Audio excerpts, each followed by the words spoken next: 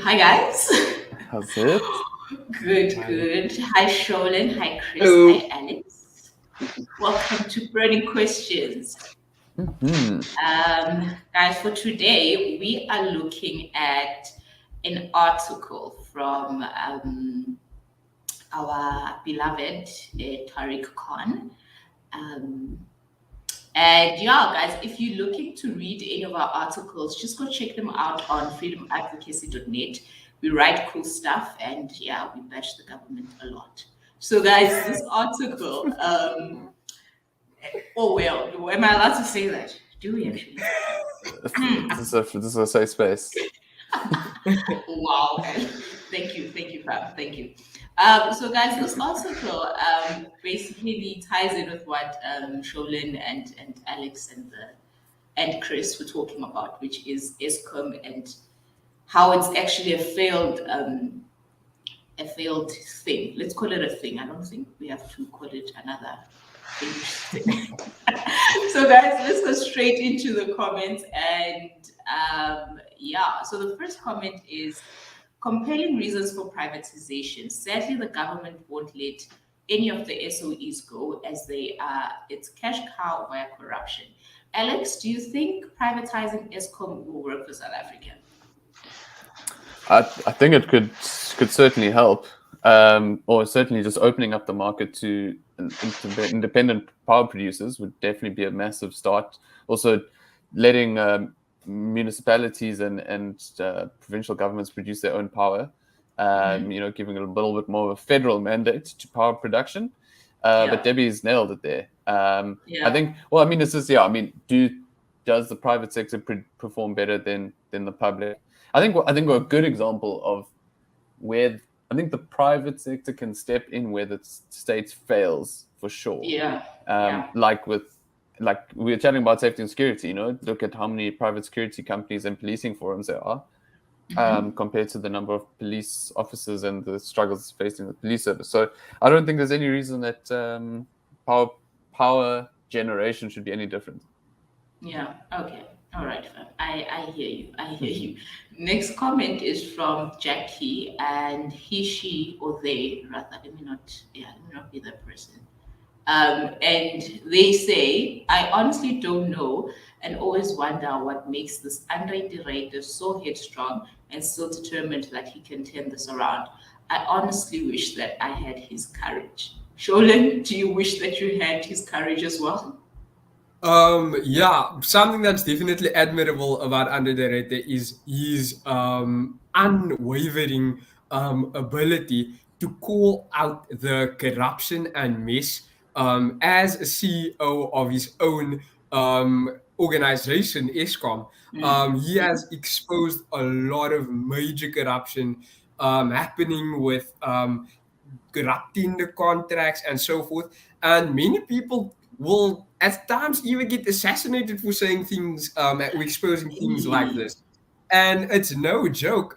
We've seen many people having to, leave the country for their lives when they came to state capture, exposing state capture secrets.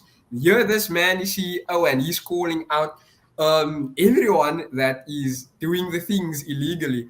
But I will also say, to proceed with caution, is that yes, thus far Andre de Ruyter has been admirable, but eventually people will, if the people do not see results, people will start calling him out and saying like, you've been in charge of Eskom for this period of time, and still we have blackouts.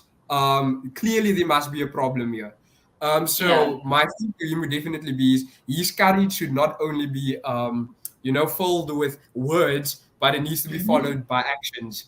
And once we see actions, I think then we can definitely start applauding him for the results that we then see with our electricity being available at all times. Yeah, Mbali. Yeah, definitely. I back him. I believe in him. Maybe let's go to the next comment. This one is a little bit, but you know what? Let me read it. Van Rain or Bell. I don't know. Sholin, this is where you help me. Did that I was say good, that? Mali. Cool. And he says, Fortunately, apartheid is there to be blamed. How convenient. I think here is being sarcastic. To a certain extent, can we blame apartheid? Because I think we have spoken about how Eskom used to be in the apartheid era. I honestly just think in this comment it's just being sarcastic. Anyone want to respond to it? Chris, if you want to, or Sholen? Yeah, Me, no, for sure. I'd say that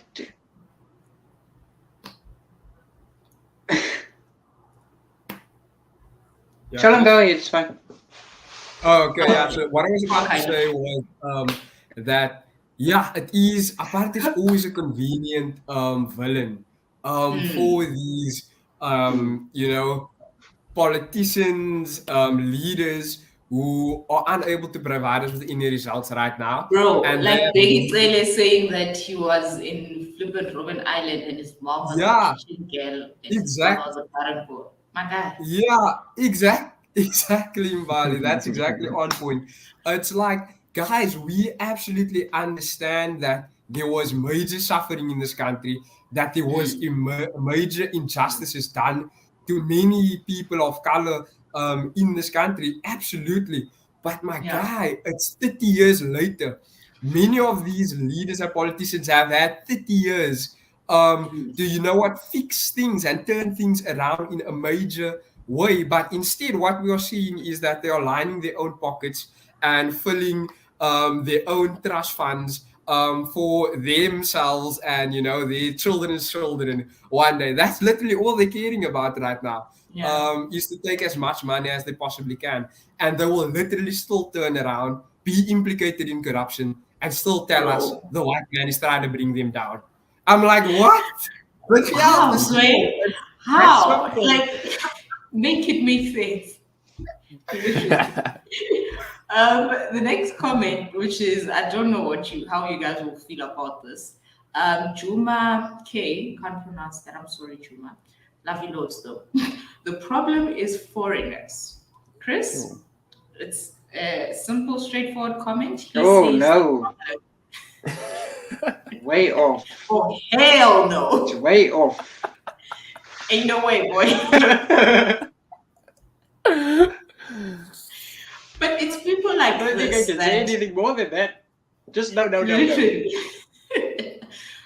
But maybe he can just say Eskom has maybe they're getting a lot of pressure because not all foreigners, but people from like Nigeria, people from Zimbabwe, I think those are the two main countries. I think there is more, but two major ones that flood into SA. And they might say that if we didn't have a lot of foreigners, Eskom would be able to supply everyone with electricity. Maybe that's where he would come from. Yes, Sholen. Yeah, no, definitely, Mbali. I get your point that you asked that you're making there. It's, for sure, that is a good way of looking at it, because we must also understand, and Diego mentioned this a while back, that during apartheid, the main people that were the apartheid government was aiming to actually provide electricity services for was the white population, which is a minority in South Africa. And now when you have a situation where there is now a broader population of right now approximately like 60 million, 50 million people that need electricity, that is a lot of constraint that is placed on the grid, on the electricity grid of South Africa. But then again, I just come back to the point that Alex made. Then if there are so many people, you know what can actually help with the consumption of electricity generation in this country is not depending on one state-owned entity, aka Eskom. Let everybody have the ability to generate their own electricity. Have Eskom there to provide for the poorest of the poor. And that is the way that we can actually, have an abundance of electricity in this country. Because then eventually we even use that to sell to other countries. I'm like, this is simple thinking, and it's such an easy thought, but they would not go this direction because it does not benefit the cadres of the ANC. So that's why they wouldn't do it. Yes, Chris. The National Planning Commission recently proposed that the government get rid of the limits on private power production. So it's currently standing at 100 megawatts, and they propose that the government get rid of it completely. And I think that's a good thingy, because a good plan, because all this restrictions on the amount of electricity that can be privately produced is just ridiculous, because you're never going to solve a problem if you keep restricting it. And Yeah.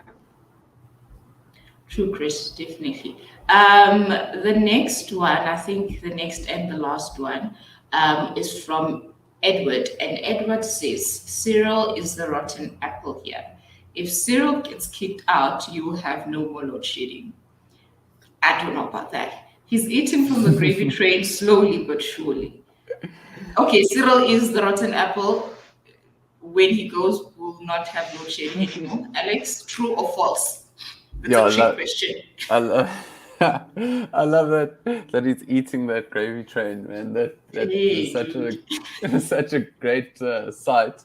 But unfortunately, he's making more gravy for the train. Unfortunately, but no, I mean, I think you wouldn't solve load shedding overnight by simply getting rid of Cyril or firing Derator or any of these people. But I think what would help a hell of a lot is to replace a leader with somebody who actually has a bit of a backbone. But we replaced Zuma with Cyril, and things got worse. I don't think we're at stage 6 during JZ.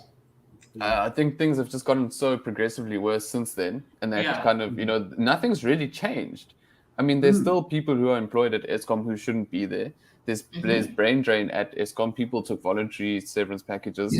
Now, I think it was this week, Chris might be able to correct me, that they're considering the legalities around hiring like people with critical skills basically for the power stations.